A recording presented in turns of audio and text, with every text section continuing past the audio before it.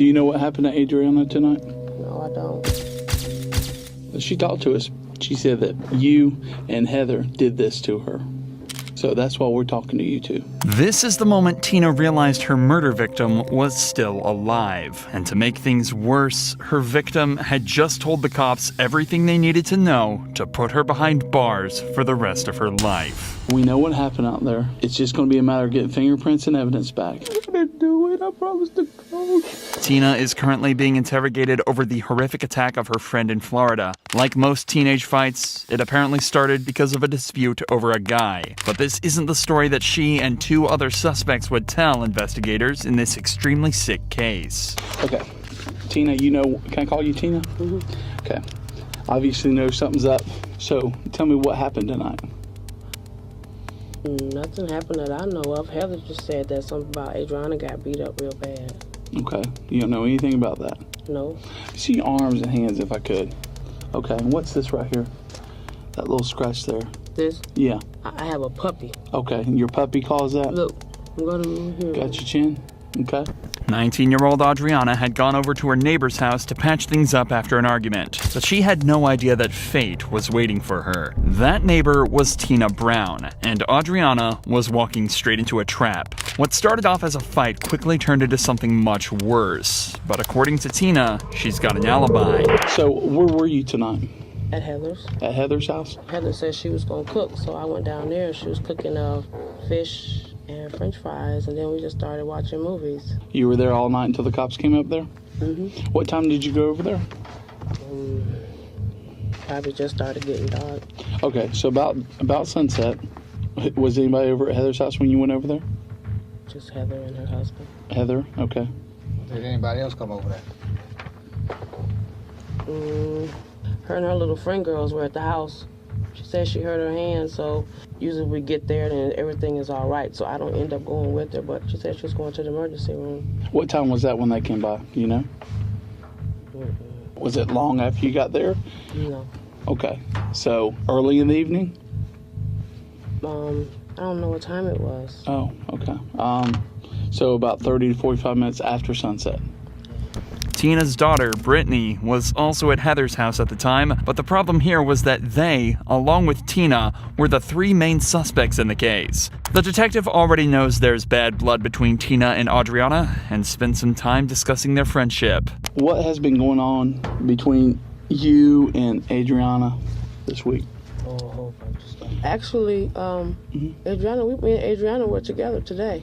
Okay, where were y'all together? At my house. Okay, what was going on there? We were just sitting there watching movies, trying to get my computer, pull it up where I can get iTunes and watch movies. Have y'all had any problems? Oh yeah, we've had problems. The first 3 trailers, we've had problems for a long time. What's the problems? Well, lately the new problem is she thinks that I'm the one who had her boyfriend locked up in jail. Okay, so she's mad at you thinking her boyfriend's locked up because of you. Yeah, but we talked about it earlier today. This would be one of several accusations that surrounded the 4 women. Tina's daughter Brittany also claimed Audriana slept with her boyfriend. But even so, Tina says there were no issues over the last few days. And then me and her actually just started back talking today. Okay. Because I asked her this morning, what was I doing this morning? I was trying to make some phone calls, and I wanted to heat up some chicken, so I asked her would she put the church's chicken in her microwave, and she heated it up for me and brought it to my house. Okay. Do you know what happened to Audriana tonight? No, I don't. Heather just said she got beat up, but that's all I know. A little bit more than that. The detective is talking about the horrifying injuries covering Audriana's body, and despite her story, Tina knows exactly what happened. Tina, Brittany, and Heather waited for Audriana to arrive at Tina's house in Ensley before ambushing her with a taser and beating her down with a crowbar. The 3 then threw her in the trunk of a car and drove her to a secluded patch of woodland where they set her on fire and then walked away. Clearly, they expected her to be dead, but Audriana not only survived this horrific attack, but managed to crawl to a nearby house and find help. She did this with burns covering over 60% of her body. None of the suspects, including Tina, know that she survived, until the detective drops this bombshell. We're not sure if she's gonna make it or not. No, I don't. Does she talk to us, or she talked to the people that came over to help her? Mm-hmm. She told them something. You know what she told them? I could just imagine what's that. She said that you and Heather did this to her. So that's why we're talking to you two. But she said I called. She's been saying a lot of stuff lately. Okay. She said I called, because this is all stuff that we talked about today at my house. Okay. About my tire was stabbed.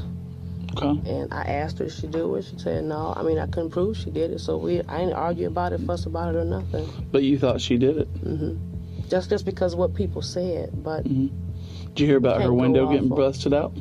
Whose window? Adriana's window getting busted out a few days ago. You didn't hear about it? No, sir, I didn't. And you said tonight you were over at Heather and Darren's, right? Yes, sir. And you didn't go anywhere? No. Did anybody come over there while you were there? He had somebody come over, but I didn't go out. Who were they that came over? He was dark skinned and he had braids. Okay. And then there's another guy, but I didn't know who that guy Blocker was. sound familiar? Yeah. And did anybody else come over? Yeah. White guy in a red truck. You know who that was? You know, he went out there and went outside and talked to him. And what was Darren doing while y'all over there cooking? Anything? Laying on the couch watching movies. Is that pretty much what y'all were doing all the way until the cops came? Okay, so you, Darren, and Tina were sitting in the living room. Heather were sitting there in the living room watching movies. And when the cops knocked on the door, what'd y'all do? We were sitting there. Okay. Why didn't you answer the door? It ain't my door. Okay. So y'all sat there, and when the cops came, they didn't answer the door. And how long were y'all in there before you did answer the door? We thought that, I guess the tape was going out, because Audriana has a little boy that's kind of hyper. He said that little boy probably got that taser and tased that little girl. All right, but you were home all night. You didn't see any kind of disturbance going on over there before the cops came over there or anything? No, we would have heard something. Right now, Tina is starting to show signs of guilt. She's slumped over with her head hung down and avoiding eye contact, indicating she's very ashamed and regretful. Or at the very least, sorry she's been caught. Whatever the case may be, she definitely seems uncomfortable. But as the detective points out, it's definitely not for the right reasons. You didn't go get anything or go anywhere at all? I don't think so. Okay.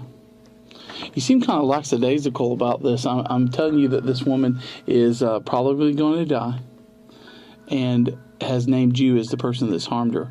It kind of, doesn't sit easy with me that you're just so nonchalant about this.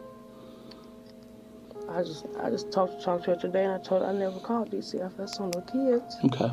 Well, she's probably going to die, is the word we're getting. And we're concerned over that. And the last person she said that did this to her is you and Heather. Okay?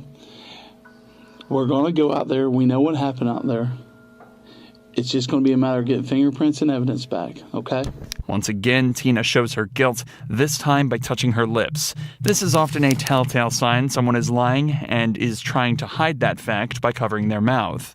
The reason we're here. Basically, what she told the fireman was that you two came and grabbed her. Well, say what now? What she told the fireman was that you two came over and grabbed her, pulled her out of that house, beat her, and harmed her. And nobody out there, the kids or nobody, saw none of this. Nobody saw it. We talked to everybody in that neighborhood. Kids are always outside. We've talked to everybody in the neighborhood. And You saw them all out hear there. Nothing? Nope. And she's saying that y'all did it. And we're sitting here talking to you, and then I'd certainly appreciate, and I know Tom appreciates that you're talking to us. But we got to get to the bottom of this, and we got to know what happened, the truth. And there are two choices here. Either you're going to tell us, or Heather's going to tell us. So, who's it going to be? I didn't do anything to her. Okay. Promise to God. And you were home all night. I was at Heather's house. You were at Heather's all night. Never left there. Because, see, the story between Heather and Darren is already shaky. And your story is a third version of what they've told us so far. It's a serious allegation. I mean, this is life-changing.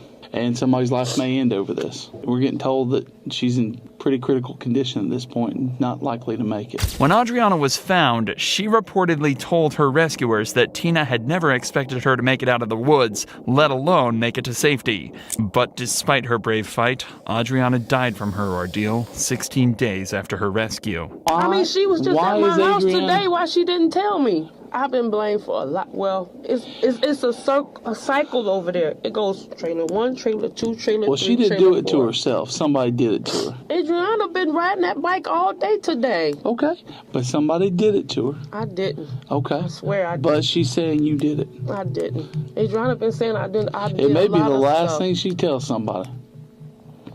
You know? Tina, Heather, and Brittany were all found guilty of murder, with Tina believed to be the ringleader. Had Audriana not made it that day, these 3 killers could have escaped justice. But now Tina sits on death row, waiting for her day of execution. Detectives often know exactly who the killers are right from the start, they just need to prove it. But sometimes things are different, like in this case, where the detectives realize they got things completely backwards, and their main suspect ends up revealing the shocking truth in the hunt for a missing girl. Do you suspect Sam in any of this? The guy that, was interested in her, and, some other guys that were interested in her, but they found out she had a boyfriend, they're friends now. I really couldn't see him doing it. One afternoon in April 2006, 17-year-old Ashley left her home in Illinois with her boyfriend for an interview and a basketball game, saying she'd be back before 10:30. Ashley didn't return that night.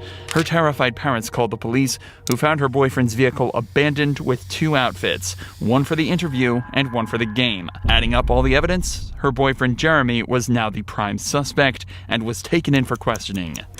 Has she been through any kind of trouble or trying times recently or anything like that? Not recently. A while back, we had an abortion, though. And How long was that? probably December. Okay. It was a little bit before December. How did she take that? She was all right. I mean, it wasn't like horrible, like a bout of depression or anything. She's fine, and she's a lot better now. How often do you see her? Once a day, usually, and then on Tuesday nights we don't see each other because I got a designated party night with my buddies. So other than that, it's usually once a day. Once a day. So, I mean, you guys are pretty serious. And Yeah. Been going out for how long now? Almost 2 years. It'll be 2 years in July. What if somebody came up and said that, that she had some marijuana in her room?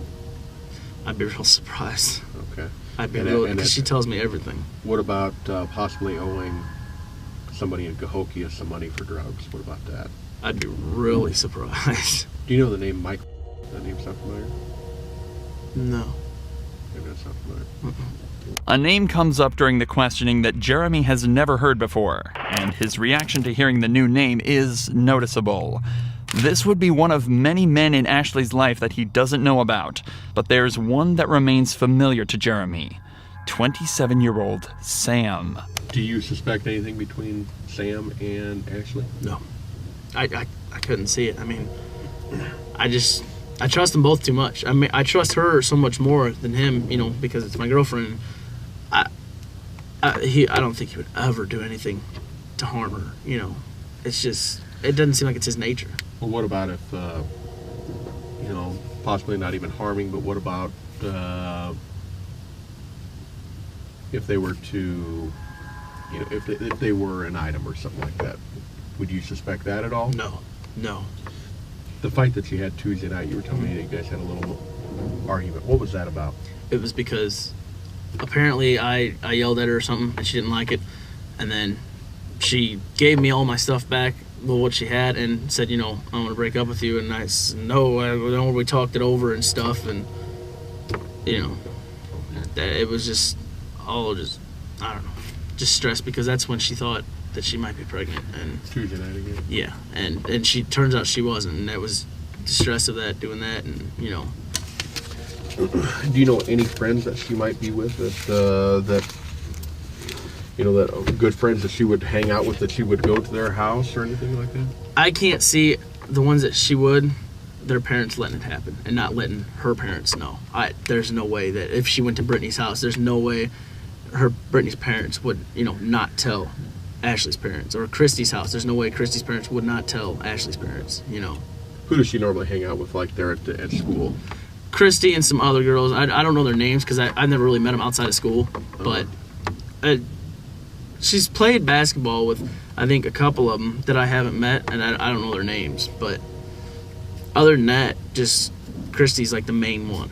When Jeremy said Ashley went out of town to play basketball, the detectives wondered what it was that made her travel so far when there were basketball courts nearer her home. It turns out that the reason was Sam, and Jeremy was completely clueless about anything going on between them. Suddenly, police have a brand new suspect. How long have you known Sam? I was probably sophomore in high school, I want to say. When you met him, he was a teacher? I'm pretty sure he was a teacher over in St. Louis. I think he was doing something with kids. And then he was also doing wrestling stuff. He plays a lot of sports. So. No, does he? Yeah. What's he like? He's just your all-around average, guy. I mean, loves the party and, loves to teach. That's like his main goal. But he's just average. I mean, there's nothing special, unique about him. Just easygoing guy.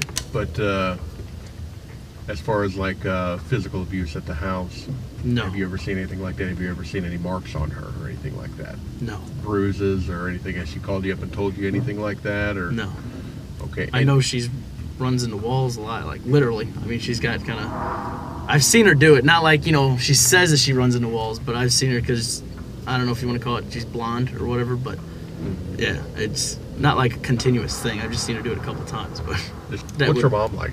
Her mom? Mm-hmm. She's real nice. I mean, she's raising 2 girls and dealing with Mike. But what's he like? What's he? He's good. He's a good dad. I mean, he loves them both those kids to death. After pressing him for nearly an hour, it slowly became clear to detectives that Jeremy had nothing to do with his girlfriend's disappearance. But he had given them vital information about her 27-year-old basketball friend. Sam was a teacher at a rival school, and his number was found in Ashley's phone. It turns out they made an awful lot of phone calls to each other, so this time he was brought in for questioning. In a story we've all heard before, Sam started out by claiming their relationship was friendship and nothing more. Well, I'd give her like a hug goodbye. I would do that. That's not sexual, is it? To give someone a hug goodbye? I think she kind of started becoming obsessed with me. Because like I said, she was calling me literally nonstop at times. But after being confronted with the testimony of Ashley's friends, he changed his story.